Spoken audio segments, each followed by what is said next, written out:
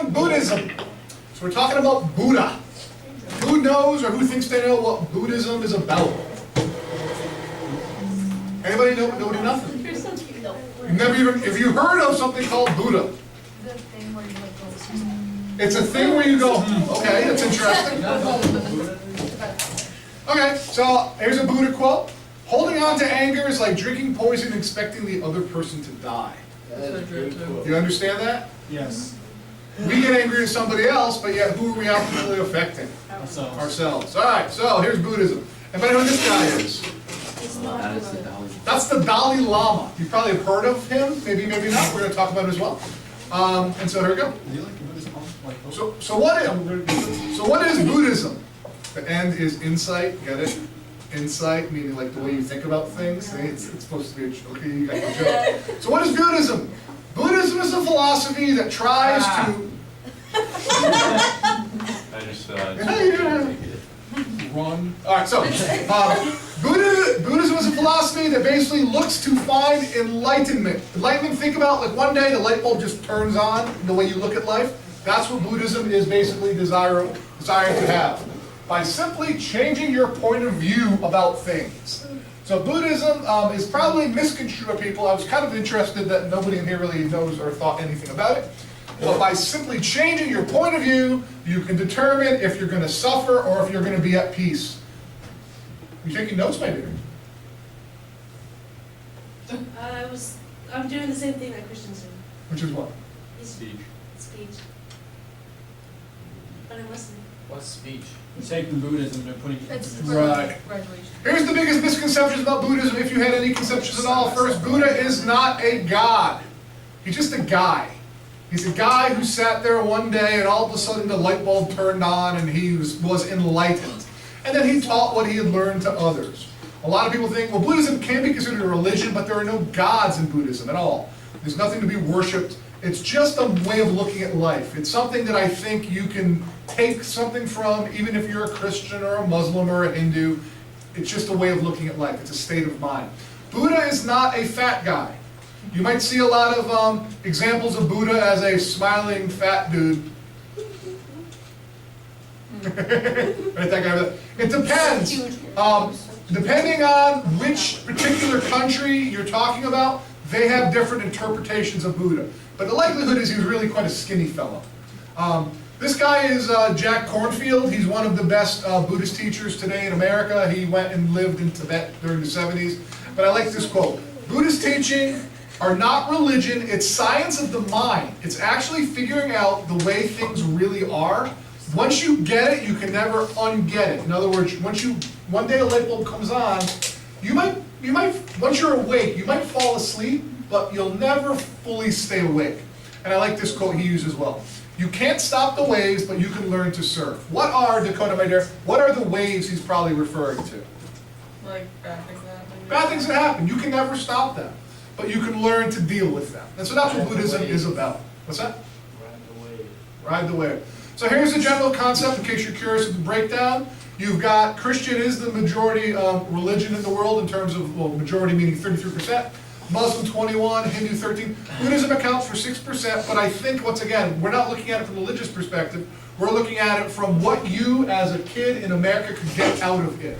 And so Buddhism is, wait, where's, Putri's house is over here, you can almost see it.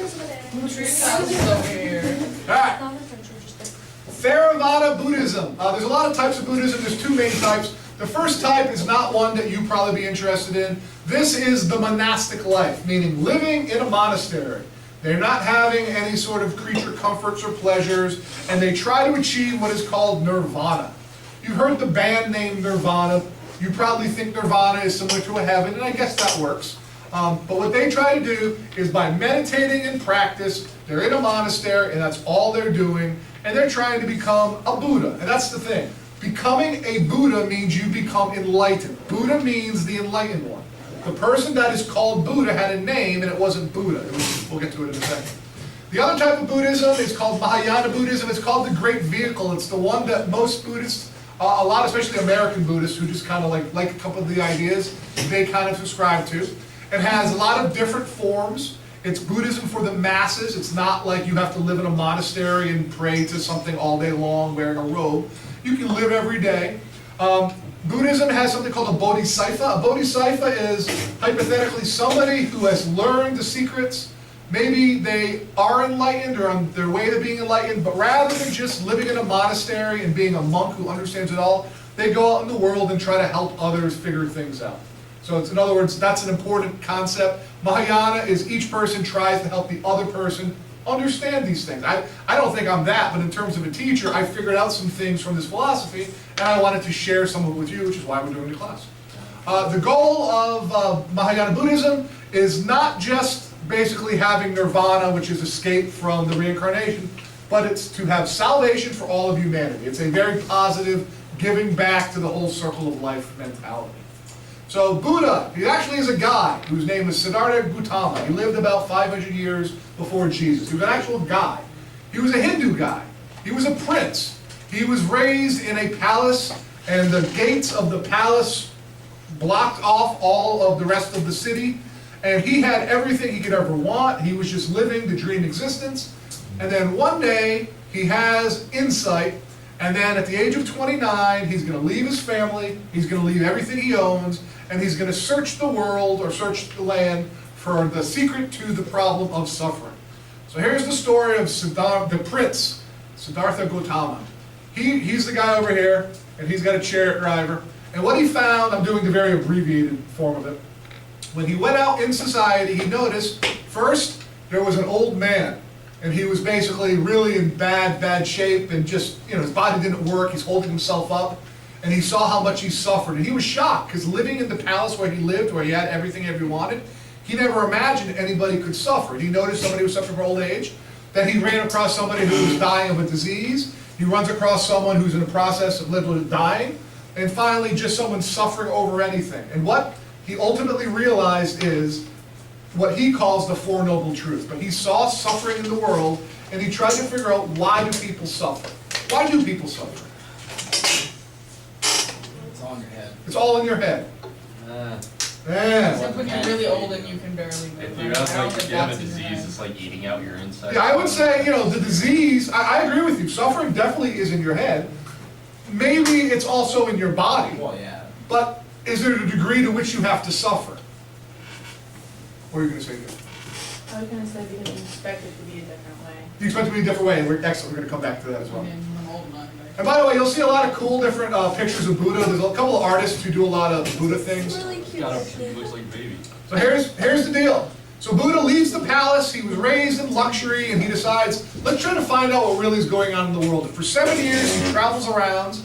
He basically is a Hindu, so he does all of the Hindu stuff we talked about. He tries meditation, he tries yoga, and it's working, but it's not really working. It's like he's hungry, but this isn't making him not hungry anymore, what he's eating. And so then he decides to do what we talked about with Gandhi, asceticism, which is basically he deprived himself of everything. He literally lived on 1 grain of rice a day.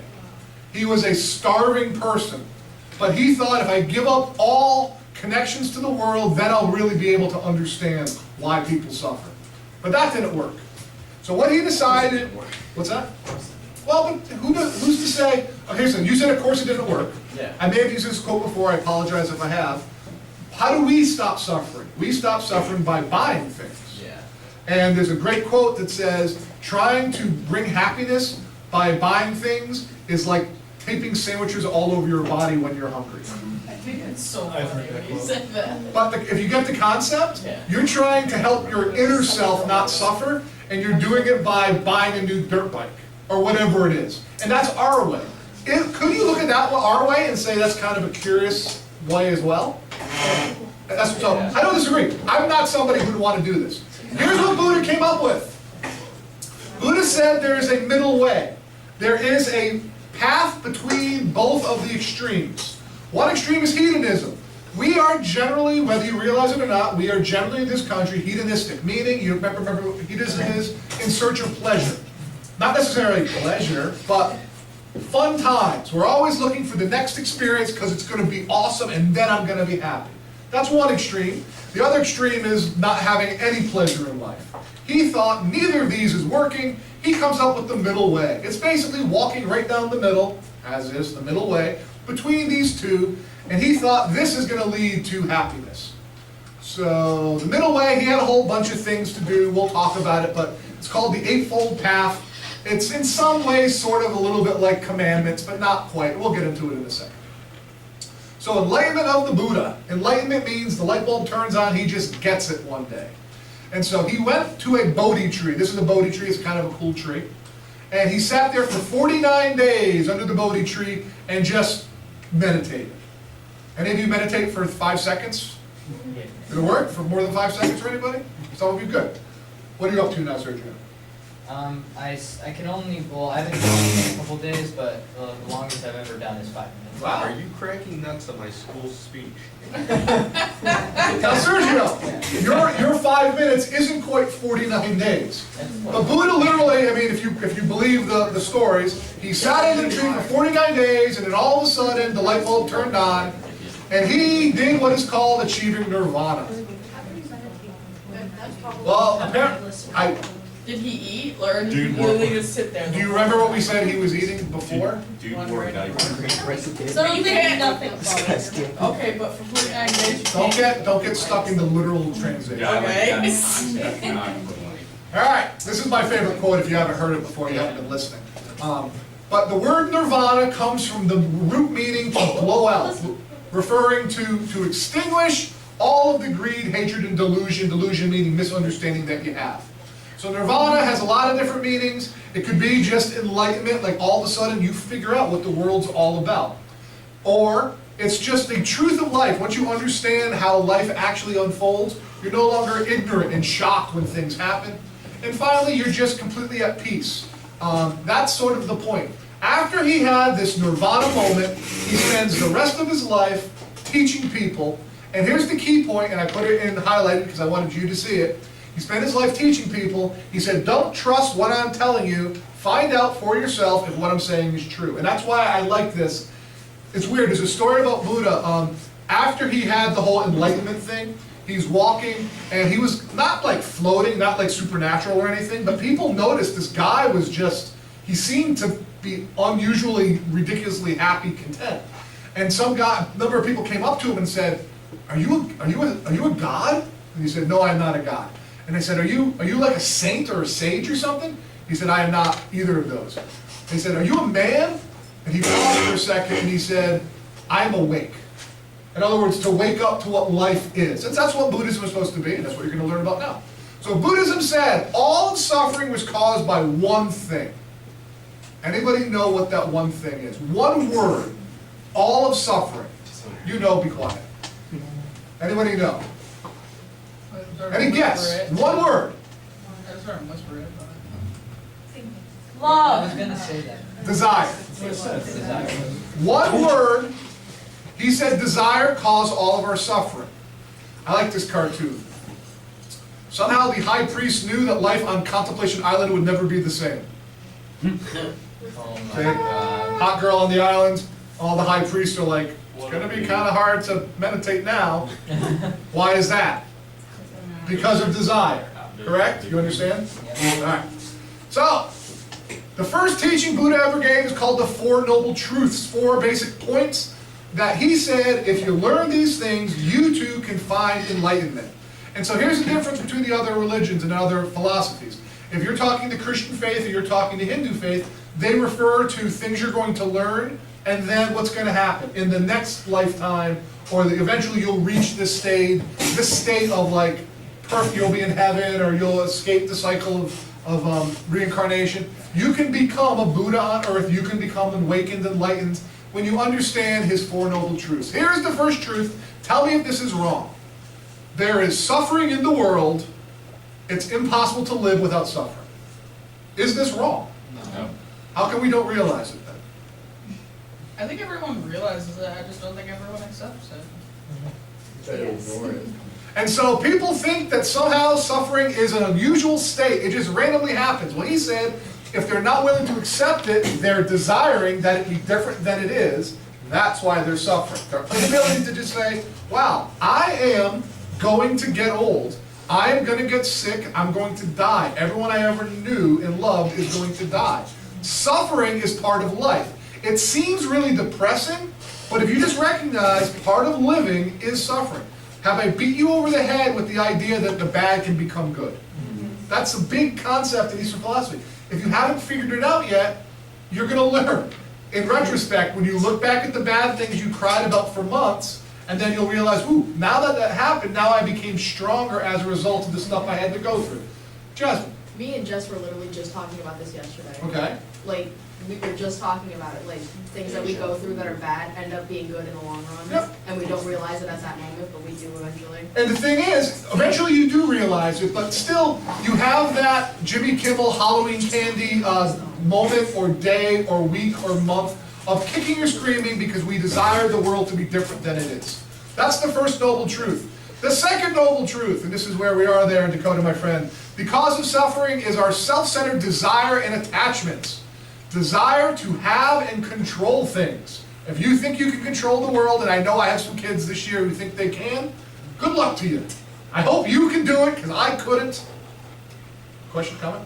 I have a comment. So, ever since I've been taking this class, I've been thinking about death a lot. Uh-oh. And that's a good time. But it's just like, at first I was like, man, that really sucks. Like, It does. You die and then there's nothing. But then, like, Is there nothing? when I look at, but when I look at, well, depending on, you know, On your viewpoint, religion, on your viewpoint, I'm yeah. just general Gotcha. statement.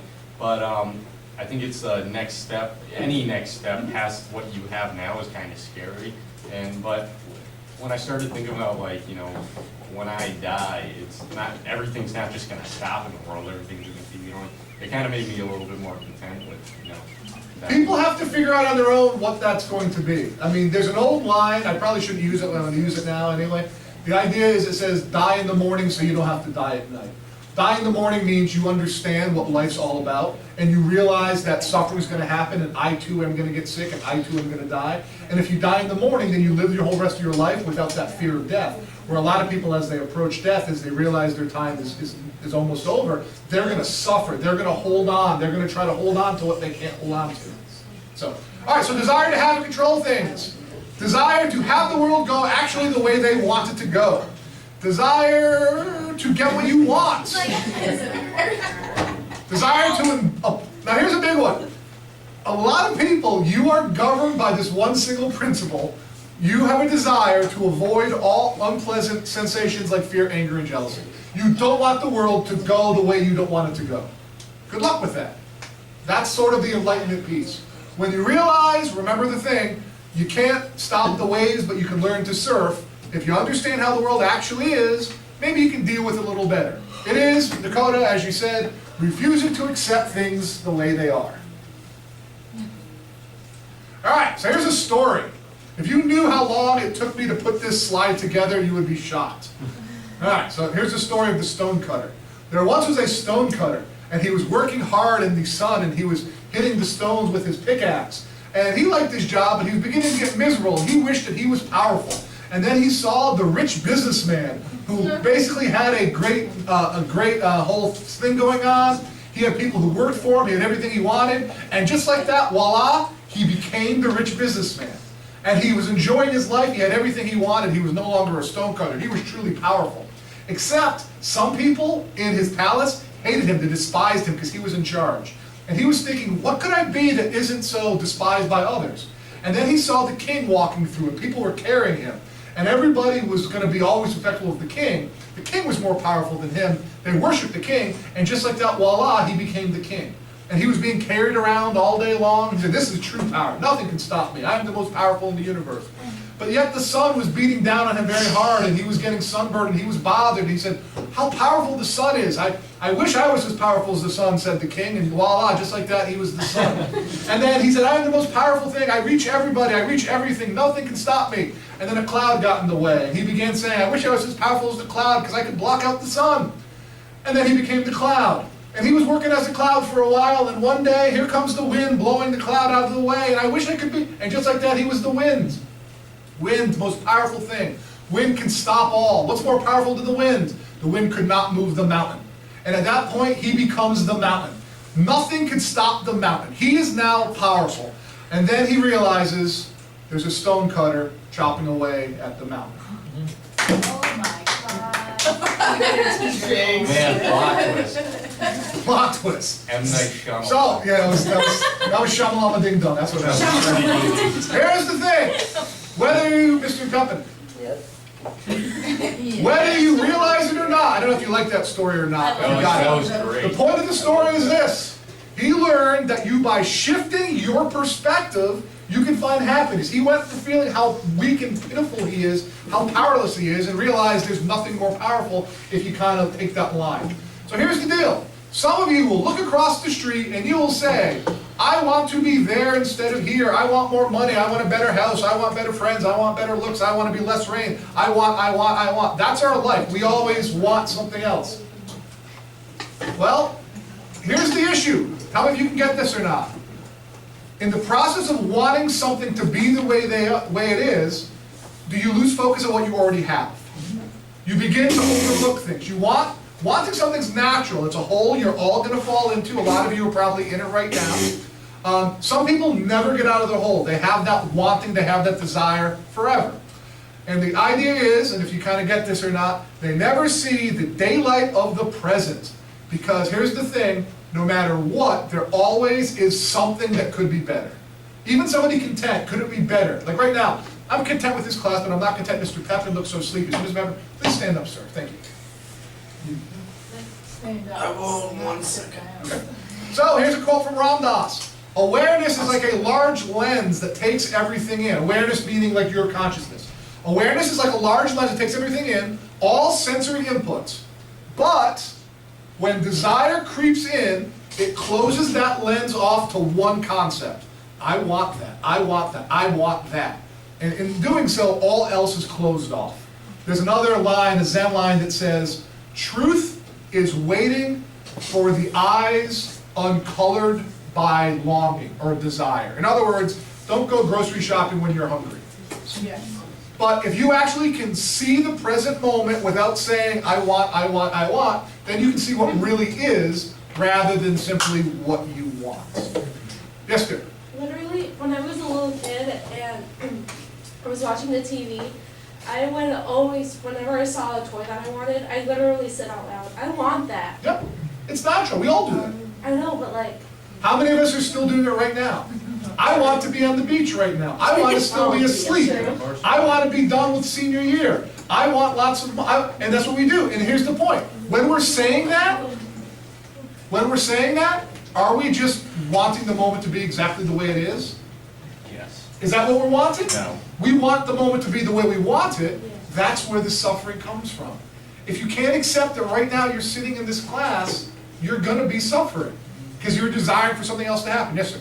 Well, this makes me think of, I don't know, it's kind of weird, but it makes me think of like a Ludacris video. A Ludacris video? Okay. Yeah, it's called The Grass is Always Greener. Well, that's It's the like- concept. It's him going to like different personalities, like one he's like a college kid, like partying and all that, and one he has like a wife. And, like he's like, you know, that you ever watch the movie Neighbors, like where there's the college kids and the kids, yeah, it's like that, but like he always like, he's switching between the two personalities, like he wants to be this college kid and he wants to have a wife. It almost It's sounds weird. like before he wrote that song, he maybe knew the story of the stonecutter. Because Yeah. you could always see the grass is greener somewhere else.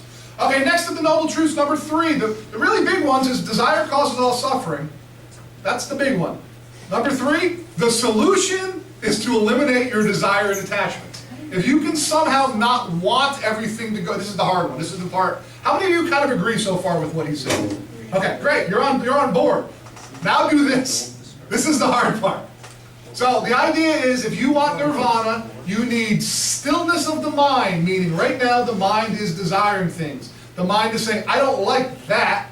The mind is attached to things, and we'll talk about that. So the 4 noble truths, you have to follow something called the 8-fold paths. It's like it's kind of like commandments, sort of a little bit.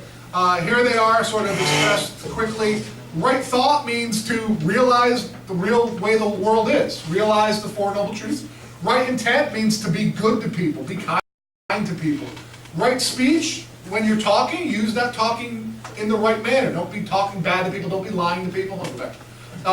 Right action, don't steal or harm from people. Right livelihood, do work that doesn't hurt others. Think about a lot of the professions that we have who make the most money. Are they taking advantage of others?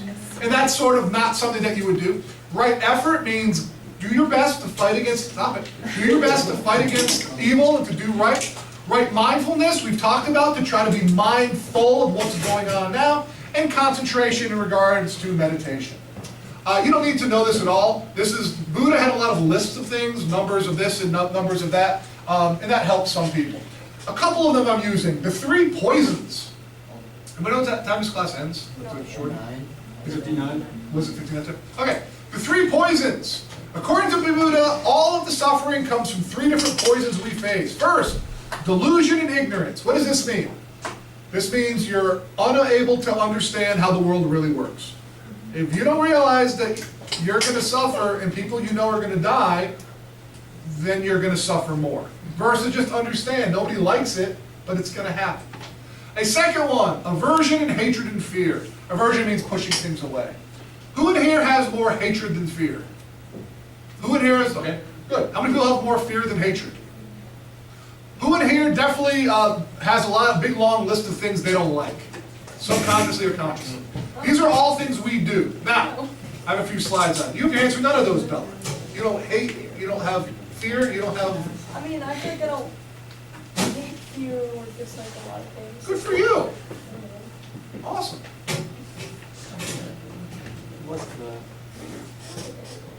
Most people meditate to seek inner peace, not revenge. And that's the thing. I mean, we are, whether you realize it or not, a lot of people have, if not all of these, definitely some of them that cause a lot of problems for them. So, our constant aversion of things we don't want is why we suffer. So, who wants to have their car break down? Who wants to get a ticket? Who wants to get a bad grade? Whatever it is, you have to accept what is. I almost want to sometimes take like the top kids in your grade who always get A's on stuff, and part of me wants to give them like a really bad grade on something. Just to make them... That'd be so funny. Just to make them accept the fact that sometimes things don't go well. Because you've got a group of kids in your grade, every grade has it, who do really well on everything, and they're going to go to college, and now they are small fish in the big pot, and it might not, I make fun of the kid with speech impediment, it might not go exactly the way they want it, but let me ask you a question. Let's say there, April, my dear, you have the big test coming up in college, your first exam, and you get a 42 on it. You're probably going to be upset, you might cry a tear or two. Maybe not you, some of you might. But after the bad thing happens, is there anything you can do about it? Other than to work harder in the future. But a lot of people, extra credit, a lot of people are cursed by what already has occurred. Yes, sir? This reminds me of the Sneetches book by Dr. Seuss. Sneetches. So basically what it is, if you guys don't know, it's about a bunch of these humans slash, I think it's like human / llama things. And we'll move on. The fear. I made a vow about 10 years ago never to have any discussions of human-like llama things, and so I have to move on. Here's the, yes sir, yes ma'am. So these things that he's So, talking about? I know, that's good. I think I write a journal. They're bigots and they have stars on their stomach.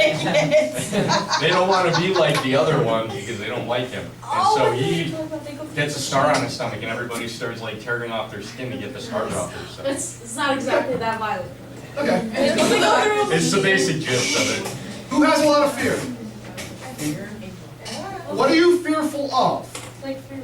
I would say fear you have is usually fear of the future, fear of failing. But the issue is, if you really look at it, the fear, dying is the big thing you can have a fear of. Well, you're going to be scared then because you're going to die. I don't think you're immortal. Nobody is, right?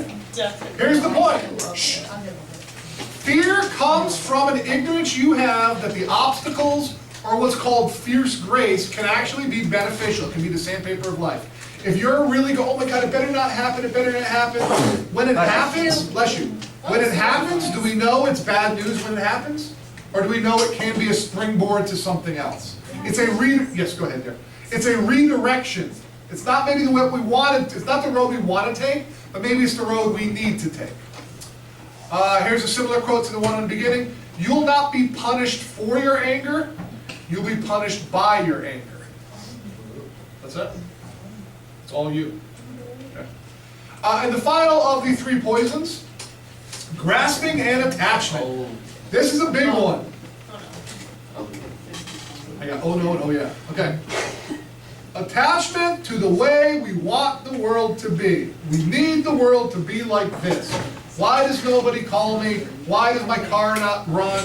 Why does the college not accept? Whatever it is, we get attached. And I would say to the degree we get attached in relationships more than anything else. That's how we kind of cling to something. Okay. What is that? You want another story? The goat? Yes, I'd like to know the story about the goat. The story about the goat. Is he in a goat town? There is the wise fool Nasruddin. And Nasruddin, he's a foolish guy. We told you about the story of the pot that had a baby. And Nasruddin, even though he was kind of a fool, his wisdom was pretty deep. And a man came to him one day and said, Nasruddin, you must help me. And he said, what is the problem, sir? And he said, I am cursed. I have 5 kids and my wife, and then my